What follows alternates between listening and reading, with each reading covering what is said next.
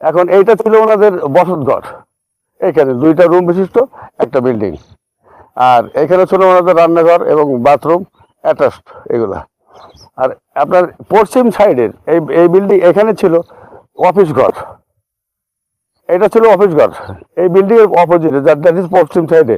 এখানে ছিল অফিস ঘর 2টা, এবং ওখানে 2টা রিটে গাছ ছিল, পাশে ছিল বাথরুম।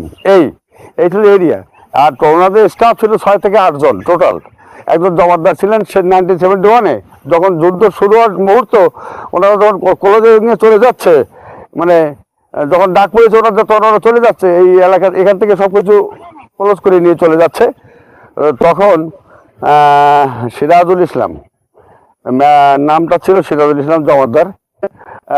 6 থেকে 8 জন মতো কনস্টেবল ছিল, একজন জমাদ্দার আমরা দেখেছি। এরপরে অনেক জমাদ্দার আসা যাওয়া করছে। আজকে ফিরে আসতো তাহলে এখানে আরো সুন্দর মানে মানে পরিবেশ হতো, আগের চেয়ে অনেক সুন্দর পরিবেশ হতো। দক্ষিণ খুলনার দক্ষিণের এলাকার ভিতরে আমরা এটা এই একটাই মাত্র বিটা হচ্ছিল, প্রতাপনগর। আমরা যখন ব্রিটিশ গভর্নমেন্টের হাত থেকে রক্ষা পেলাম, তারপর থেকে এগুলো ভারতবর্ষের, তখন ভারতবর্ষের আর কি সেই স্মৃতি এগুলো শুরু হয়ে গেল।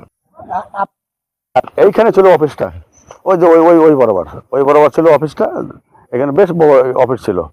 এখানে সব ছিল না, এখানে এই 2টা 3টা, একটা ছিল হাজতখানা, ছোট্ট 2-একটা পাইলে ধরলো, না ধরলো সেটা বড় বিষয় না। 2টা বাথরুম ছিল, না একটা বাথরুম ছিল, 2টা রিটে গাছ ছিল। পুকুর যেটা, ওই পুকুরটা তো থানা লাগেন না, কিন্তু এই থানার পাশেই এই পুকুরটা অবস্থিত বলেই এটাকে থানার পুকুর বলা হতো।